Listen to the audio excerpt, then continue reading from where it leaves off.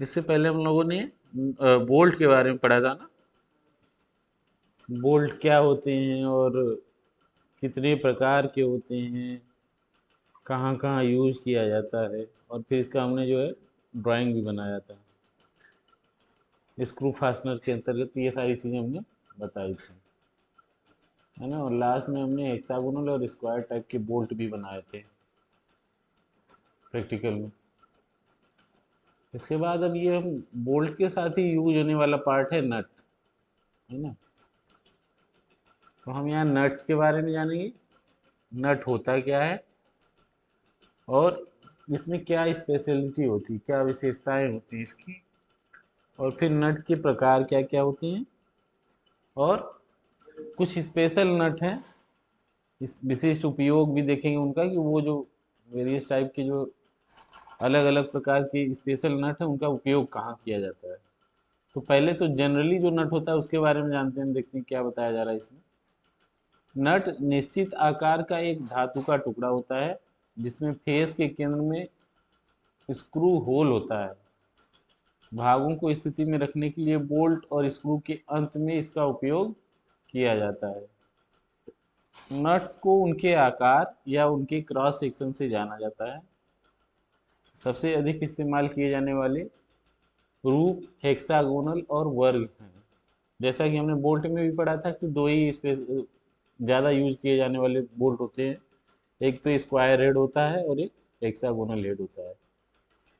इसके अलावा और भी बहुत सारे हमने बोल्ट पढ़े थे, लेकिन बेसिकली जो जनरल यूज किया जाता है यही दो होते हैं, या तो उसका हेड होगा तो वो षडभुजाकार का होगा या तो चौकोर आकार का होगा। ठीक है। तो यहाँ नट की बात जो बताई जा रही है वो यही बताया जा रहा है कि बोल्ट के साथ ही अधिकतर इनका प्रयोग किया जाता है, और दूसरे साइड को फिक्स करने के लिए किया जाता है, लॉक करने के लिए नट का प्रयोग करते हैं।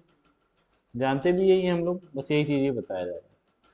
और इनका उपयोग कैसे करते हैं, स्पैनर का उपयोग करते समय स्क्वायर नट की पकड़ बेहतर होती है, लेकिन हेक्सागोनल नट को प्राथमिकता दी जाती है क्योंकि जिस कोण से इसे घुमाना है वह 60 डिग्री है, जबकि स्क्वायर नट के मामले में यह 90 डिग्री हो जाता है। तो यह हेक्सागोनल नट का उपयोग करने में अधिक सुविधाजनक है। नट को नट के आकार और बोल्ट स्क्रू के नॉमिनल व्यास डायमीटर द्वारा निर्दिष्ट किया जाता है जिस पर उनका उपयोग किया जाता है। ठीक है। इसका मतलब ये है कि जो बोल्ट हम यूज करते हैं उसमें हमें ये बताया जा रहा है कि या तो स्क्वायर बोल्ट होगा या तो हेक्सागोनल होगा, यानी या तो वर्गाकार होगा या तो षडभुजाकार हेड होगा बोल्ट का। और दोनों में से हेक्सागोनल ज़्यादा यूज करते हैं। उसका कारण क्या है, जब हमें उसको टाइट करना होता है या तो खोलना होता है तो जो हमारे पास स्पैनर होता है, तो हेक्सागोनल नट को टाइट करना खोलना आसान होता है क्योंकि उसके 60 डिग्री एंगल पे ही बार बार हम घुमा सकते हैं। जबकि अगर वर्गाकार है तो हमें घुमाने के लिए 90 डिग्री रोटेट करना पड़ेगा। तो हमें हेक्सागोनल नट जो है खोलना या टाइट करना आसान होता है बोल्ट। तो इसीलिए स्क्वायर नट की अपेक्षा हेक्सागोनल बोल्ट ज़्यादा प्रयोग किए जाते हैं। अधिकतर हमने देखा भी होगा कि जो हमारे बोल्ट होते हैं वो हेक्सागोनल ही होते हैं, षटभुजाकार हेड वाले ही होते हैं। जहाँ विशेष परिस्थितियाँ होती हैं नई हेक्सागोनल की अपेक्षा हम स्क्वायर यूज कर सकते हैं, तो वहाँ स्क्वायर वाला भी यूज किया जाता है। ठीक नट के कंडीशन में भी वही चीज़ें हैं, जहाँ हेक्सागोनल यूज होगा बोल्ट वहाँ पर नट भी हेक्सागोनल ही लगेगा, और जहाँ पर स्क्वायर बोल्ट यूज होगा वहाँ पे नट भी जो है स्क्वायर वाला ही यूज होगा। ठीक है। अब इसका ना निर्दिष्टीकरण कैसे करते हैं, अगर हमें खरीदना है या इसको किसी को बताना है कि क्या है, तो निर्दिष्टीकरण सेम जैसे उसमें करते थे बोल्ट में, M22 जो नॉमिनल डायामीटर होता था उसके एम लिख करके वो वैल्यू लिख देते थे कि M22 का मतलब कि इसका जो नॉमिनल डायमीटर कितना है, 20 mm है। ठीक है। ऐसे ही कोई हम नट खरीद रहे हैं, अगर M20 लिखा हुआ तो इसका मतलब उस नट का जो नॉमिनल डायमीटर है वो कितना है, 20 mm है। नॉमिनल डायमीटर क्या होता है, पिच डायामीटर जो हमने पढ़ा था। रूट डायमीटर और मेजर डायमीटर के बीच वाला जो डायमीटर होता है वो क्या होता है, नॉमिनल डायमीटर या पिच डायमीटर बोलते हैं उसको। ठीक है। तो ये हो गया। अब यहाँ पे चित्र के माध्यम से समझाया गया है कि ये वाली एरिया जो होती है वो थिकनेस होती है, दिख रहा है ना, यहाँ से यहाँ तक जो दिखाया गया है ये थिकनेस बोला जाता है। और इसके नट के दो साइड होते हैं, एक ये साइड है, एक इसके बैक साइड है, ठीक है। ये वाला साइड ऊपर रखा जाता है और ये वाला साइड नीचे की तरफ लगा करके साइड करते हैं। और साथ ही साथ में इस बात का ध्यान रखते हैं कि इसको हम चैम्फर करके बनाते हैं। चैम्फर करने का मतलब साइड साइड से मटेरियल हटा देते हैं नट के दोनों साइड से। ऐसा क्यों करते हैं? ऐसा इसलिए करते हैं जब हम, हाँ, जब हमें टाइट करना पड़े तो वो धसे नहीं। हाथ में अगर हम टाइट करेंगे, अगर नुकीले नुकीले निकले रहेंगे तो धसेंगे ना। तो वो चीज़ हटाने के लिए उसको हम दोनों साइड से चैम्फर कर देते हैं, और स्पेनर भी आसानी से लगाने में आसान रहता है और चोट लगने की संभावना जो है, इसलिए जो है चैम्फर कर दिया जाता है दोनों साइड में। अब देखो यहाँ पे यही हेक्सागोनल के बारे में बताया जा रहा है। फिगर 1 ये है और फिगर 2 यहाँ पे दिया हुआ है, हेक्सागोनल नट को बना करके दिखाया गया है यहाँ पे। इसको, ऐसी वाली दूरी को, कोने से कोने तक की दूरी को एक्रॉस कॉर्नर बोलते हैं, और इसको ए बाई सी से दिखाते हैं। इस कोने से इस कोने की दूरी को क्या बोलेंगे? Across corner. और इसको ए बाई सी से दिखाएंगे। फिरोज, फिरोज, ये देख लो बेटा, ठीक है। और इसके फ्लैट वाले एरिया से फ्लैट वाले एरिया के बीच की दूरी को क्या बोलेंगे? Across flat. और उसको ए बाई एफ से दिखाएंगे, ठीक है। जैसे ये वाली यहाँ से यहाँ तक की दूरी को क्या बोला गया? ये एक्रॉस फ्लैट है। और इस कोने से इस कोने के बीच की दूरी को क्या बोला जाएगा? एक्रॉस कॉर्नर, ठीक है। ये वाली दूरी यहाँ से यहाँ तक इसकी विड्थ होती है। और ये जो चैम्फर लगाया गया है, देखो 15 से 30 डिग्री का चैम्फर लगाया जाता है, ठीक है। यहाँ से ऐसे थोड़ा सा मटेरियल हटाया गया है ना, यहाँ से ऐसे यहाँ से भी मटेरियल हटाया गया है, तो इसको चैम्फर बोलते हैं। और इसका एंगल कितना रखते हैं? 15 डिग्री से 30 डिग्री तक रखते हैं, ठीक है। अब यहाँ दो चीज़ें दिखाई गई कि nut with full bearing M spanner thickness, और ये है alternate shape with countersink at start of thread, ठीक है। तो ये दो तरीके के थ्रेड वो दिखाए गए हैं नट। एक तो यहाँ पे हमें ये भी पता चल जाता है कि कितना हमारे हमारे स्पैनर की जो है थिकनेस होगी, उस हिसाब से हम बोल्ट बनाते हैं, डिजाइन करते हैं।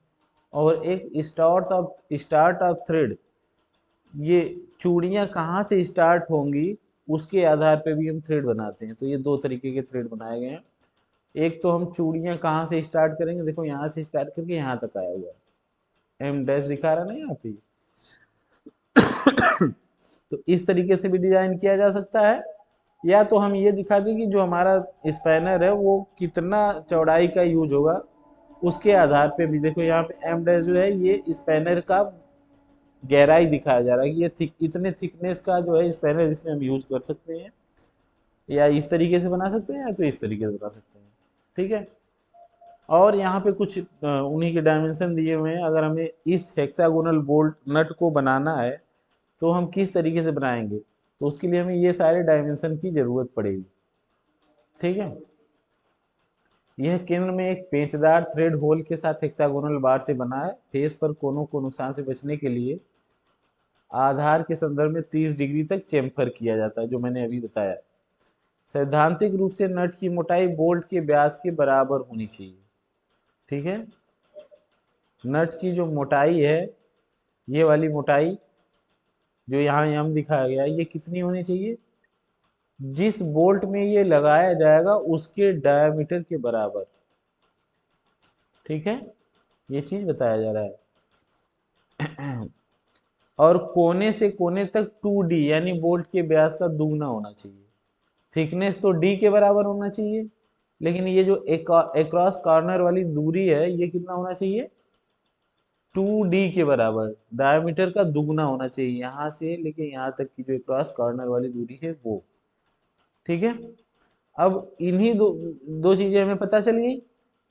यहाँ पे सारे फॉर्मूले दे दिए गए, जैसे thickness of nut is equal to D. अभी हमने देखा था ना, नट का थिकनेस कितना होगा? जितना बोल्ट का डायमीटर होगा उतना। विड्थ कितनी होगी? 1.5 डी प्लस 3 mm। विड्थ क्या है? ये क्रॉस फ्लैट वाला डायमेंशन, ये इसकी चौड़ाई है एक क्रॉस फ्लैट वाला। ये कितनी होनी चाहिए? 1.5 इंटू डी, जो बोल्ट है उसका डायमीटर का गुणा करके 1.5 गुना से, फिर उसमें 3 mm जोड़ देंगे तो ये अक्रॉस फ्लैट वाली दूरी मिल जाएगी। और AC हमें पता है 2D के बराबर होनी चाहिए। ठीक है, यहाँ पे देखो कॉर्नर टू कॉर्नर डिस्टेंस जो है वो 2D के बराबर। Thickness M is equal to D, जैसे कि ऊपर ही हमने देखा था। और रेडियस ऑफ चैम्फर 1.4D होना चाहिए। जो ये चैम्फर लगाया गया है यहाँ पे देखो, ये चैम्फर जो लगा हुआ है ऐसे, ये ऐसे, ये रेडियस से ही तो बना होगा ना, किसी त्रिज्या से ही बना होगा। तो वो त्रिज्या कितनी होनी चाहिए? वो त्रिज्या होनी चाहिए 1.4D के बराबर। R की वैल्यू 1.4D। ठीक है, जब हम इसकी रचना करेंगे तब वो चीज़ें क्लियर होंगी कैसे 1.4D का मेजरमेंट करके हमें लेना है। यहाँ पे स्क्वायर बनाया है तो स्क्वायर में दिखा भी दिया, जैसे देखो ये रेडियस दिखाया है ना, 1.75D लिखा हुआ है।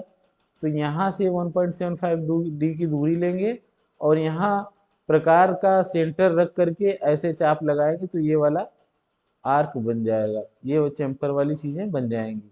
ठीक है, और यहाँ देखो ये आर दिया हुआ है ना, आर, सेम वही चीज़ है, दूरी वही लेंगे और वहाँ से फिर आर्क लगाएंगे। ठीक, अब देखो 1.5D प्लस 3। अच्छा, ये जो हम देख रहे हैं ये हेक्सागोनल के लिए देख रहे हैं सारी चीज़ें, angle, radius, chamfer, corner distance. ठीक है, और स्क्वायर नट के लिए भी ये नीचे दिया हुआ है देखो। जब हम स्क्वायर नट की बात करते हैं यहाँ पे, तो वर्ग की भुजा जो है 1.5D प्लस 3 mm होना चाहिए, वही सेम दूरी, ये वाली विड्थ, यही वर्ग है। यहाँ पे हेक्सागोनल था तो विड्थ बोल रहे थे इसकी, और ये वर्ग है तो वो भुजा हो जाएगी इसकी, चाहिए वाली चाहिए। ये भी एक क्रॉस फ्लैट ही तो होगी डिस्टेंस, इसीलिए देखो यहाँ पे AF दिया है। AF की वैल्यू कितनी होनी चाहिए? 1.5D plus 3 mm। ठीक है, और तो कक्ष की त्रिज्या 2D के बराबर होनी चाहिए। कक्ष की त्रिज्या क्या है? ये वाली, या जो हमने अक्रॉस कॉर्नर वाली दूरी बताई थी, है ना, वो कितनी? 2D के बराबर। इसमें भी 2D ही था अक्रॉस कॉर्नर, इसमें भी अक्रॉस कॉर्नर कितना होना चाहिए? 2D के बराबर ही होना चाहिए। और ये साइज जो है M6 से लेकर के M39 तक उपलब्ध होते हैं, यानी 6 mm डायमीटर से लेकर के 39 mm डायमीटर तक के नट जो है अवेलेबल होते हैं स्क्वायर वाले। ठीक है, अब इसका भी कैलकुलेशन यहाँ पे दिखाया गया है। बोल्ट का नॉमिनल डाया अगर D है तो बोल्ट का थिकनेस जो नट की होगी वो D के बराबर होगी। अक्रॉस फ्लैट वाली डिस्टेंस जो 1.D प्लस 3 होगी। एंगल चैम्फर जो हमने बता ही दिया 30 डिग्री से 15 डिग्री से 30 होता है, यहाँ पर भी होगा। रेडियस ऑफ चैम्बर लगभग 2 डिग्री के बराबर होगी। ये हो गए बेसिक वाले दो नट, एक वर्गाकार और एक हेक्सागोनल। सबसे ज़्यादा प्रयोग होने वाले यही दो बोल्ट हैं जिनके बारे में हम जो है कि इसके डिजाइन के बारे में लगभग एक एक पॉइंट समझ लिया। अब अगर ये सारी चीज़ें पता है हमें, तब हम नट बना सकते हैं ना, ड्राइंग बना सकते हैं। अब हम जानते हैं कि कुछ स्पेशल नट हैं। ये कुछ स्पेशल नट वैसे ही नट हैं सेम जैसे होते हैं, चूड़ियाँ वैसी कटी होंगी, उतने ही डायमीटर के बोल्ट पर भी यूज होंगे, लेकिन इनका प्रयोग अलग होता है। प्रयोग के आधार पे इनका नाम भी है और इनकी बनावट भी वैसी होती है। जैसे हम पहले बात करें तो पहला जो बोल्ट बताया जा रहा है स्पेशल नट, जो पहला नट बताया जा रहा है वो कौन सा है? कोलार्ड नट। कोलार्ड नट यह एक नियमित षटभुज नट है जिसमें वाशर फेस होता है। वाशर को कहीं कहीं कोलार्ड के नाम से जाना जाता है, इसीलिए देखो सेम हेक्सागोनल बोल्ट नट ही है ये। अगर इस साइड से देखें तो हेक्सागोनल नट ही दिख रहा है, लेकिन यहाँ पे कॉलर बना दिया गया बस, है ना। अब कॉलर जैसे हम शर्ट पहनते तो ये कॉलर है, इस नट को देखो, नट के किनारे भी ऐसे ही बना दिया गया तो ये भी इसका कॉलर है, इसलिए इसको कॉलर नट भी बोलते हैं। और ये जो कॉलर नट होता है, ये कॉलर जो है वाशर की तरह काम करता है। वाशर क्या होता है? जब नट के बीच में एक पतली सी, देखा होगा तुम लोगों ने, लगा दिया जाता है ना कि लीकेज ना हो और पकड़ मजबूत बनी रहे, खोलने में बाद में आसानी रहे, क्योंकि वो मटेरियल जो होता है मेटल नहीं होता है वाशर, तो बाद में खोलने में आसानी रहती है अगर हम वाशर लगा देते हैं तो। जंग वगैरह लग जाए तो नॉर्मली जो आयरन या लोहे के नट्स बोल्ट होते हैं वो जंग की वजह से बिल्कुल फिक्स हो जाते हैं, तो उनको खोलने में बड़ी दिक्कत होती है। लेकिन अगर उसी जगह हम वाशर लगा दें तो उसको खोलना आसान भी होता है, बंद करना भी आसान होता है, और लीक भी अगर हो रहा है तो वाशर की वजह से लीक भी नहीं होता है। तो ये सब फायदे हैं वाशर की। तो अगर हम अलग से वाशर नहीं लगाना चाहते तो हम कॉलर बना देते हैं उसी नेट के साथ ही, तो उसको बोला जाता है कॉलर नट। और जैसे कि संरचना इसमें दिया हुआ है, अब कॉलर लगने के बाद जो क्रॉस फ्लैट वाली डायमेंशन है वो बढ़ जाती है, वो 2.2D के बराबर हो जाती है ना, क्योंकि अभी ये कॉलर बन गया इसका क्रॉस कॉर्नर वाली दूरी के बाहर एक वृत्ताकार और कॉलर जैसी संरचना बना दी जाती है, उसकी वैल्यू हो जाती है 2.2D के बराबर। बाहर वाला जो ये वृत्त दिख रहा है यहाँ पे, ये बाहर वाला वृत्त दिख रहा है ना, तो ये बाहर वाले वृत्त की वैल्यू कितनी हो जाएगी 2.2D के बराबर। मन नहीं लग रहा है क्या भाई? कॉलर नट समझ में आ ही गया होगा। कॉलर का मतलब ये है कि कॉलर यानी वॉशर, वॉशर को अगर हम नट के साथ इनबिल्ट बना देते हैं तो वो कॉलर नट कहलाता है। ठीक है। अब कैप नट, अगर नट को हम कैप पहना दें तो कैप नट हो जाएगा, है ना, सेम जैसा नाम है। देखो ये कैप बना पहना दिया ना ऊपर से। हाँ हाँ हाँ, तो वही कैप नट है। यह हेक्सागोनल नट भी है, एक बेलनाकार फ्लैट कैप द्वारा कवर किया गया होता है। नट हेक्सागोनल ही होता है, उसके ऊपर एक बेलनाकार कवर लगा देते हैं जो कैप की तरह दिखता है, इसीलिए उसको कैप नट बोला जाता है। यह बोल्ट के हेड को धागों के माध्यम से जंग और तेल के रिसाव से बचाता है। ये जो कैप लगा देते हैं ऊपर, तो इसका फायदा क्या है, अगर कोई लिक्विड उस पार्ट मतलब जो जिसके नट बोल्ट से हमने टाइट किया है उसके अंदर कोई लिक्विड भरा हुआ है, तेल भरा हुआ है, पानी भरा हुआ है, तो कैप लगाने से क्या होता है, वो रिसाव रुक जाता है, लीक नहीं होता है। ठीक है। तो एक कैप नट होता है, एक गुंबददार कैप नट होता है, इसको डोम नट बोलते हैं। ये दोनों सेम ही होता है। अंतर क्या होता है कि ये हेक्सागोनल बेलनाकार नट ही होता है, ऊपर से कैप अलग से लगाया गया होता है। लेकिन यहाँ पर क्या होता है कि ये कैप अलग से नहीं लगाया होता, उसी के ऊपर ही बना होता है, डोम जैसा दिखता है, गुंबद जैसा। डोम बोलते हैं ना गुंबद को, तो ये देखो जैसा गुंबद जैसा लग रहा है नहीं, इसीलिए इसको गुंबददार कैप नट बोला जाता है, डोम कैप नट। और ये इसको कैप नट बोला जाता है क्योंकि कैप को हम लगा भी सकते हैं और उतार भी सकते हैं, तो इसमें यही प्रोविजन है। ये हेक्सागोनल नट बना हुआ है, इसके ऊपर ये नट जो है कैप जो है इसके ऊपर लगा करके टाइट कर सकते हैं। ठीक है। अच्छा, ये ए और बी दो दिखाए गए ना, तो ये बी वाला जो है डोम नट ही दिखाया गया, ऊपर इसी तरीके का आकार बना कर दिखाया गया है। ये जो है ये कैप नट है, ऊपर जो है ये कैप लगा हुआ है। एक्चुअली ये जो डोम नट है ये एक्चुअल में ये डोम नट नहीं है, ये कैप ही है जिसको डोम बोला जा रहा है। इसके ऊपर टाइट कर देंगे, ये ऊपर वाले हिस्से में इसको टाइट कर देंगे, अलग से टाइट हो जाएगा ये। और ये वाला जो है डोम नट, डोम कैप नट, इसमें बिल्कुल ये फिक्स ही है, और दोनों का काम सेम ही है, दोनों का काम सेम ही है, लीकेज को रोकना, रिसाव को रोकना। ये परमानेंट जुगाड़ है क्योंकि फिक्स है उसी के साथ नट के साथ। ये टेम्परेरी है, जब ओपन करना चाहे ओपन भी कर सकते हैं, लगाना चाहे लगा भी सकते हैं।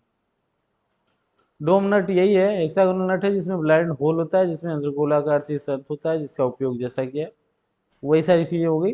यानी अब हमने तीन तरीके की स्पेशल नट पढ़े, कॉलर नट, कैप नट और डोम नट, डोम कैप नट। हाँ, अब ये दो नट और हैं, कैप्स्टन नट या सिलेंड्रिकल नट बोला जाता है इनको, और ये कि रिंग नट। इनमें भी थोड़ी समानता है। क्या समानता है? ये देखो ये गोलाकार नट बना हुआ है, अभी हम हेक्सागोनल पढ़े थे या तो स्क्वायर नट पढ़े थे। ये वाले विशेष नट भी अधिकतर जो थे वो हेक्सागोनल ही थे, ये वाला भी और ये वाला तीनों। लेकिन इसमें क्या, ये नट जो है बिल्कुल गोलाकार है, और इसमें कॉर्नर न बना करके बीच बीच में एक छोटा छोटा होल दे दिया गया है चारों तरफ, देखो यहाँ पे है ना। ये कितने होल बनाए गए हैं? 1 2 3 4 5 6। ये होल मतलब सिंपल होल नहीं होते, इसमें चूड़ियाँ कटी होती हैं, या तो नॉर्मली जो है होल भी बना करके छोड़ देते हैं, ताकि ये ब्लाइंड होल होते हैं, अंदर तक बिल्कुल आर पार होल नहीं होता है, कुछ दूरी तक जा करके रोक दिया जाता है। यहाँ पर भी रोक दिया गया, यहाँ पर भी, यहाँ पर भी। अब क्या है, अगर हमको इसको टाइट करना है तो इसी में एलन की डालते हैं, एक रॉड डाल करके घुमा देते हैं तो टाइट हो जाएगा, और उसी में डाल करके उल्टे घुमा देंगे तो खुल जाएगा। ठीक है।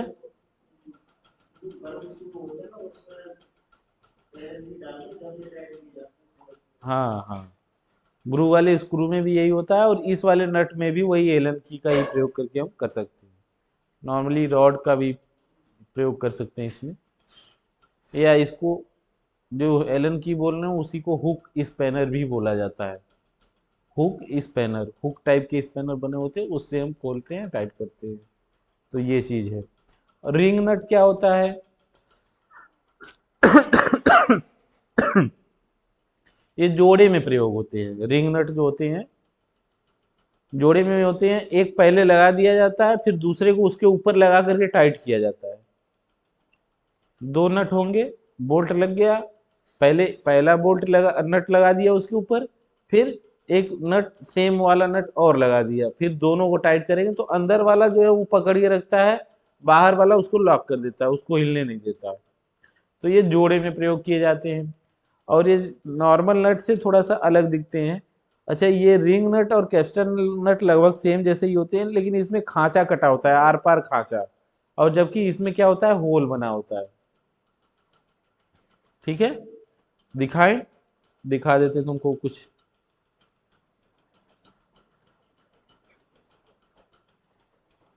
इस टाइप के होते हैं, देखते हैं। रिंग नट,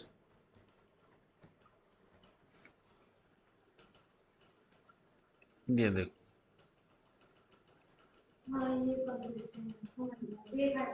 रिंग वाला नट, अब समझ में आ रहा है? लेकिन ये बोल्ट है, नट नहीं है। रिंग नट मैंने, रिंग बोल्ट मैंने पहले पढ़ा दिया है। ये बोल्ट है, नट नहीं है। नट जो होता है बोल्ट के दूसरे साइड लगता है ना। तो हमें नट देखना है, नट दिखाओ भाई। ये है रिंग, ये देखा है ना। यानी ये स्लॉट कटे हुए होते हैं इस तरीके से, और ये जोड़े में प्रयोग करते हैं, पहले एक लगाया जाएगा फिर उसके ऊपर दो। अच्छा, साइकिल में देखा होगा जो पैडल लगे होते हैं, पैडल के साइड साइड में दोनों तरफ से ऐसे लगे होते हैं, या जो हैंडल होता है, हैंडल जहाँ से जुड़ा होता है वहां पर भी दो लगे होते हैं ना, तो वो रिंग नट है। और अगर हम बात करें कैप्स्टन नट की, तो कैप्स्टन नट भी देख लेते हैं।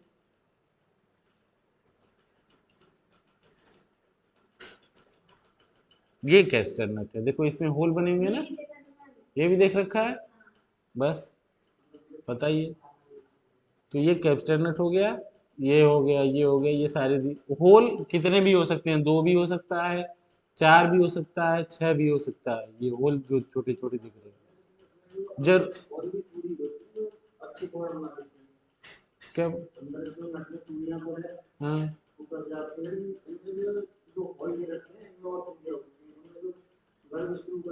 हाँ हाँ हाँ, ये होल जो है चूड़ीदार भी हो सकते हैं और बिना चूड़ीदार भी हो सकते हैं। ये तो मैंने पहले बताया कि अगर एलन की नॉर्मली रॉड वाला यूज करेंगे तो उसमें चूड़ियों की जरूरत नहीं है, लेकिन अगर पकड़ अच्छी बनानी होती है तो उसमें भी जो है चूड़ियाँ बना देते हैं। तो अब समझ में आ गई होगी ये चीज़, है ना। गुंबददार नट हमने देख ही लिया है। वाशर क्या होता है, वाशर हमने बता दिया। नट और बोल्ट के बीच में जो है लीक रोकने के लिए और आसानी से खोलने टाइट करने के लिए वाशर का प्रयोग करते हैं। वाशर देखो ऐसा दिखाया गया है यहाँ पे ना, इसका जो प्लेन वाशर है ये बिल्कुल सिंपल जो नॉर्मली हम देखते हैं, डायमीटर के हिसाब से ही जो इसकी रचना होती है, जितना डायमीटर है उतने डायमीटर का अंदर वाला होल होता है, और बाहर वाला जो होता है वो 2D+3 के बराबर होता है।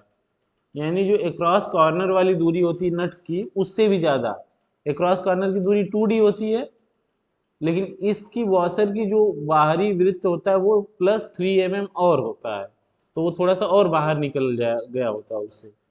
और यहाँ चैम्फर भी लगाया होता है, कितने का, 45 डिग्री का चैम्फर इधर से और 45 डिग्री का चैम्फर इधर से। थिकनेस कितनी इसकी रखते हैं, 0.12D। अगर 20 mm का बोल्ट है तो उसमें वाशर कितने थिकनेस का लगेगा, 2.4 mm का। 12 × 24 हो जाएगा। 2.4 mm का जो है वाशर लगेगा उसमें, थिकनेस जो होगी उसकी। अच्छा, ये प्लेन वाशर है और ये स्प्रिंग वाशर है।